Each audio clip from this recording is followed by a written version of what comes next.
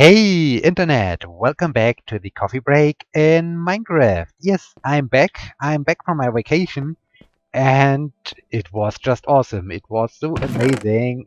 Yeah, I can't believe it. It's so amazing.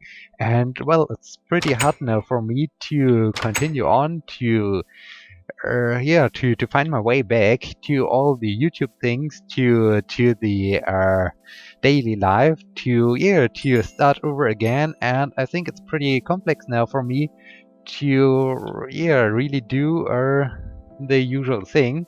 And I think the next few coffee breaks will be mostly about my vacation on Iceland because, as I said, it was mind blowing, it was amazing, it was awesome and it was just crazy. So yeah, and I'm a little bit lost because I'm not quite sure what was the last thing I was doing. I remember that I was caving, but yeah, in this case, uh, I think it will be a pretty slow beginning in this episode. At first, I got a new comment, or well, I got a comment from someone who hasn't commented yet on my coffee break episode, so we can increase a little bit the names, or we can add a new name to the viewer monument. Yeah, I'm a little bit out of practice for the YouTube thing, so I hope I get back to business pretty soon. And yeah, let me just move up again to the viewer monument. Then I need to see that I can write this name correctly because I wasn't quite sure as I read this name in preparation for this recording session.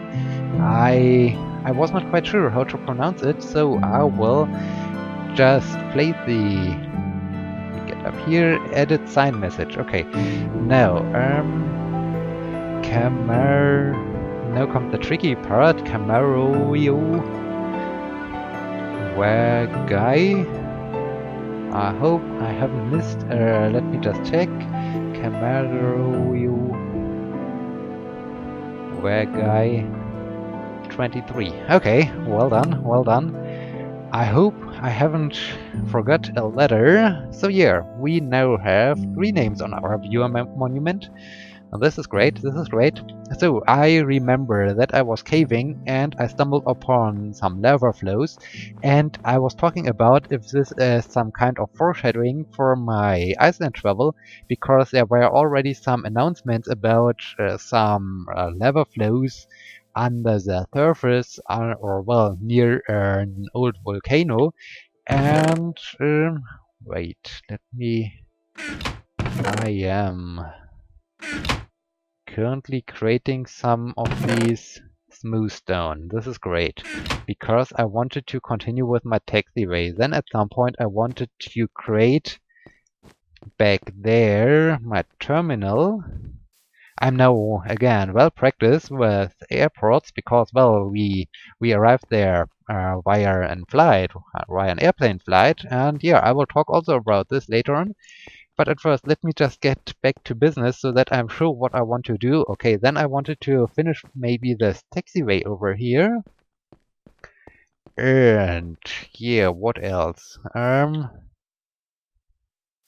I think I need to shear my sheep again to get some more yellow wool. And my hunger bar. I need to refill my hunger bar, so I think I also should check my wheat. Okay, let's do this at first. Yeah, so I was talking about the foreshadowing because there were already some discussion going on about a potential volcanic eruption because there were some lava flows under one of the many volcanoes on Iceland. And yeah, well, while we were over there in Iceland, the volcano really started to have some kind of eruption. Well, there were some new fissures, and there's now some lava flow going on. But we were pretty far away, so we were a little bit in this region. There is a very huge glacier region called the. Oh no, I did also, if you remember the last episode, I was talking about this. I did also some video travel logs, and Yeah, so I failed, I guess, several times with the pronunciation of the Icelandic names, so I think I will fail again here in Minecraft. So there is this very huge glacial area called the Vatnajökull or something like this, and it's the, I guess, the third largest glacier of the whole world and the largest glacier for Europe. And well, this whole area is I guess mostly also consistent out of several volcanoes, and we were at the southern and the western part of this glacier area because it's really huge. And let me just get the seed out. And the volcano or the eruption is taking place at the more northern part of the glacier.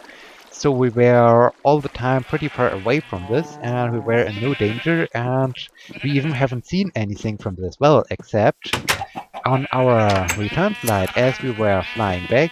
All our flights were during the night, and as we left or as we were flying, where's the exit over here? And as we were flying, what are about my chicken? Haven't I had two chicken? Where is my second chicken? I guess I had two chicken. Okay, one of the chicken is despawned. Bad.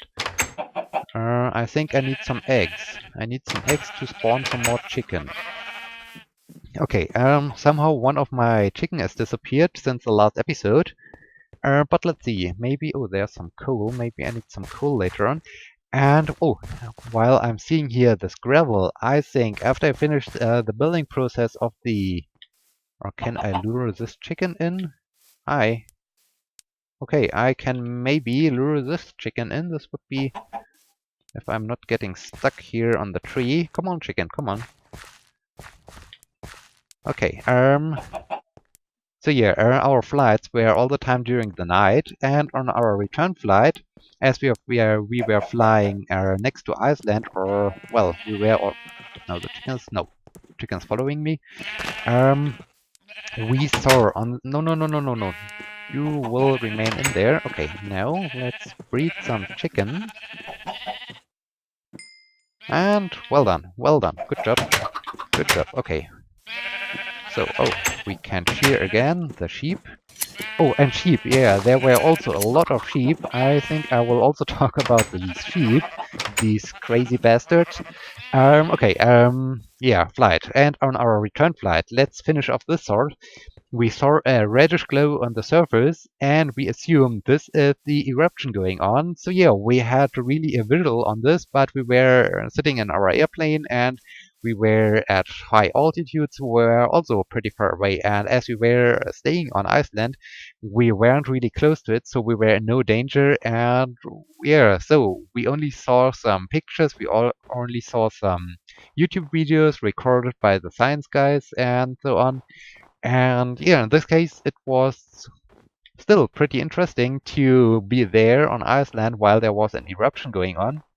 But yeah, we were uh, not really close to it. And yeah, speaking about eruptions or all the volcanic activities and so on, being on Iceland was for me the very first time that I really experienced geothermal activity, and this was just amazing because, well, I haven't seen, well, I have heard before about geothermal activity and some geysers and some hot water, boiling water in the surface, in the soil, and bay, and going on a bath in some warm water heated up by geothermal activity. And yeah, now I really experienced it myself, and it was just crazy. So, was it already on the first day on Iceland, or was it on the second day? I think it was already on the first day we spent on Iceland that we visited the first geothermal active area, and it was just amazing to me to be there. And on the one hand, you had the sulfur smell, and it was not as awful or as ugly as I thought it would be. It was quite okay. It was like the smell of science or something like this. So yeah, it was pretty cool, and I had a lot of fun being out there and experiencing this. And yeah, so this was great. Then for this was the first in my life experience of geothermal activity. What? It's already getting dark. I just started this episode. I have to talk about so many things. Okay. What else? Then I was able to experience for the second time in my life some northern lights, and this was also so beautiful because as we experienced this northern light, we had a stay at a small cottage on a farm. So this was pretty interesting because we stayed at a farm, but the farm or the farmland was pretty huge, and he has created several small cottages or small houses where tourists can stay in. And yeah, these houses were placed on an old leather field. So after we checked in, we had to drive for about 3 kilometers, and then we arrived at our cottage, and we were completely in the nowhere. There were nothing else around, and we were directly in this old leather field. And yeah, so there was, as I said, nothing else around, so there was no light pollution. And yeah, in this case, it was just amazing to be at that there and to see this northern light going on. And yeah, this was just beautiful and amazing and great and awesome. So yeah, for the second time in my life, I saw a northern light. The first time I saw northern light was in Norway, up at the Lofoten. There we traveled up for just experiencing this northern light in the winter time. Was it 2013? Was it 2013? Oh, time passes by so quickly. I guess it was 2013. Yeah, it was. It was in late February, early March 2013. And there I experienced the very first time Northern Light, and now on Iceland I experienced it again, and it was, as I said, just amazing, just great, just rewarding. It was so cool. And where is my... I have no pickaxe anymore. Okay, so I think I have to create a new pickaxe. And yeah, so this was amazing. Then, yeah, where should I start? Where should I start? This was, as I said, well, have I already finished talking about this gravel? As I saw that there's some gravel, I think I will create my very own Iceland after I finish the building process for this airport, because, well, this was so amazing that I think I need to create my very own Iceland. And yeah, so I'm just amazed by this. And what else? Huh. I have so many things to talk about that I'm just stuck because I can't decide what the first thing I should talk about. Well, one thing which was really, really amazing to me, and yeah, for others it seems to be scary, was the fact that you were most of the time pretty alone outside there. So sometimes you were following a road, and these roads are sometimes a clear line, and they are going on for several kilometers and without an end. Okay, I have enough stone in there, but I think at some point I need some more iron. Yeah, I was farming some iron as I stumbled upon this volcanic activity. Okay, no, I think I should start thinking about the terminal next as a next thing. And I should maybe place some torches around this taxiway, but I will do this later. At first, let me just chop down these trees to get some more space available for my terminal. And now I'm stuck again. What was I talking about? Holy crap. I should write down some notes so that I'm not forgetting anything. Yeah, the streets were just straight ahead, no corners, nothing at all, for several kilometers, and you saw no car in front of you or behind you, and you were completely alone. And later on, we even drove into the highlands of Iceland, and well, the highlands are sometimes only gravel roads. And this was also pretty interesting to drive along these gravel roads because, well, here in Germany we are mostly used to paved roads, and well, sometimes you have some kind of path going between some fields where some wheat is growing or something like this. These are a little bit bumpy, and you normally aren't driving on these streets or on these paths. But there in Iceland, you were then, as we were going through the highlands, or often we were driving on gravel roads, and sometimes there were a lot of deep potholes.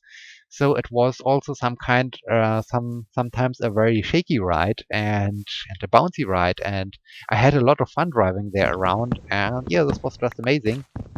And even at some point, we did basically an expedition into the highlands or into a very old, well, how should I call this?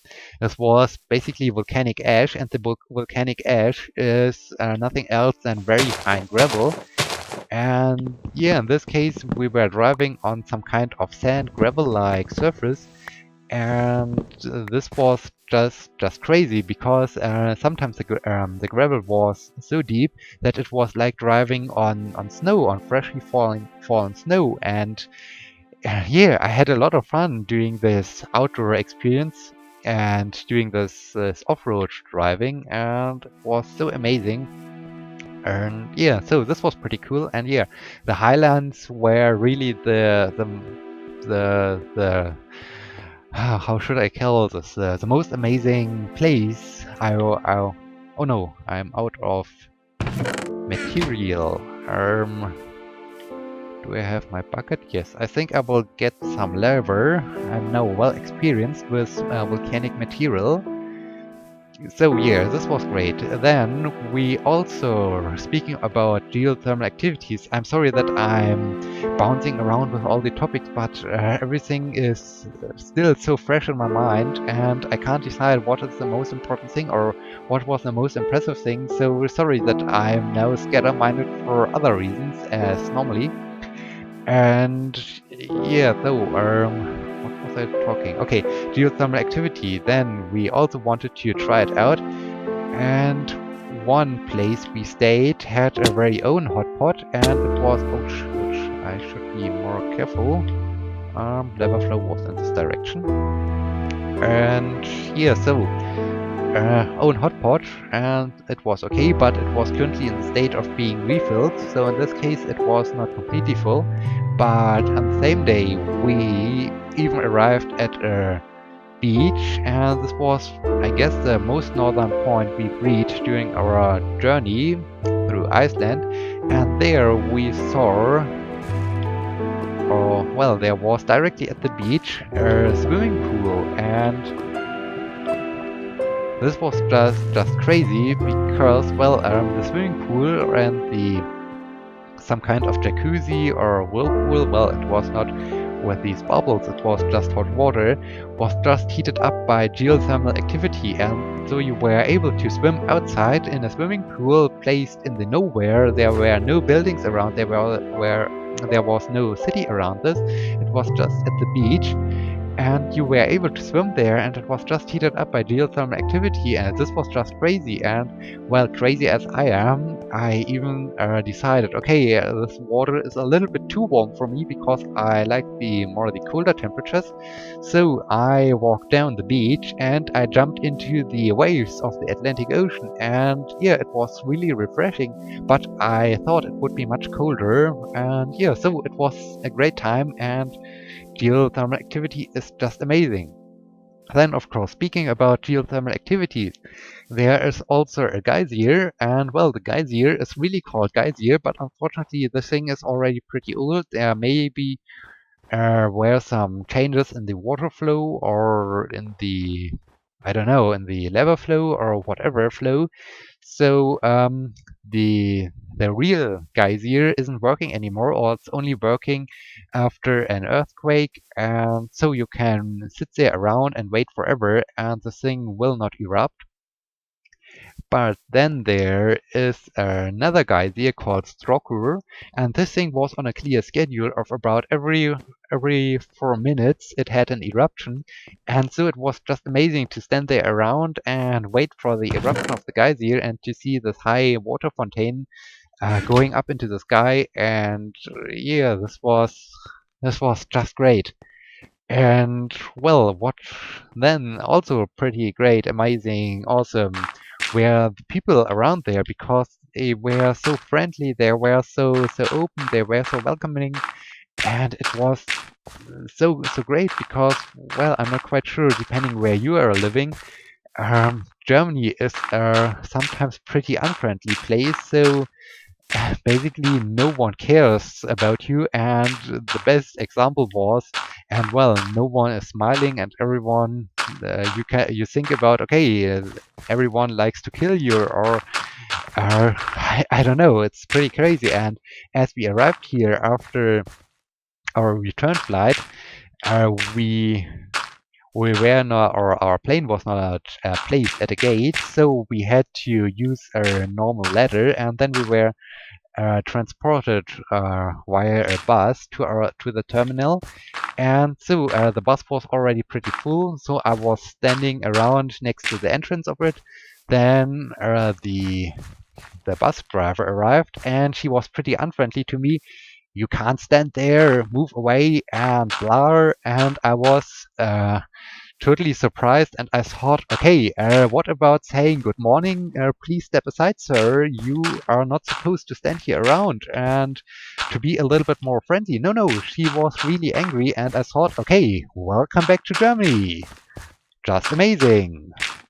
Yeah, okay. You can hear I am now a little bit more annoyed than usual from Germany, but okay. So yeah, the everyone was so friendly out there, and it was just amazing, and we had really a great time.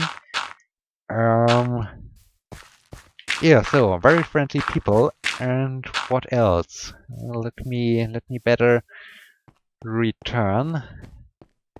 Then as we visited the glacier, there were also, of course, the glacier. Sometimes there were some, well, the glacier is calving, also some icebergs, and we even did some kind of boat trip on the glacier lake, and it was also pretty amazing to drive around in a small boat through all the icebergs. And yeah, you were literally, oh, skeleton, diamond sword. I hope I haven't. Ouch. I hope I'm still able to fight back these bad guys. Okay, and then here, icebergs. Boat ride through the icebergs was also pretty cool. And I was also already at the beginning talking about sheep, these crazy bastards, because there were so many sheep, and well, they sometimes were sitting next to the road, and you had to be always prepared that at some point, such a crazy guy comes to the idea, oh, there is a car arriving. I need to cross the street directly in front of it. So you had to step on the brakes and not to run into this poor guy. And yeah, these guys were always good for a surprise. And yeah, this was also pretty interesting, surprising. Driving on Iceland was, as said, pretty interesting, especially with all the gravel roads, with the potholes, and with the bumpy roads. And yeah, so then we also did a lot of hiking, and I have the feeling I should start from the beginning. And right now I'm just doing some cherry picking, and I'm just talking about the most impressive highlights, and I'm totally scatter-minded. And here I think you can hear that I'm totally amazed by Iceland, And I think this is now a good position to end this episode and to call it an episode and to go to sleep and to bed and to continue in the next episode with some more talking about Iceland. And in this case, I hope you liked this scatter-minded Icelandic episode in Coffee Break Minecraft. And in this case, until next time, my name is Sebbi. See you!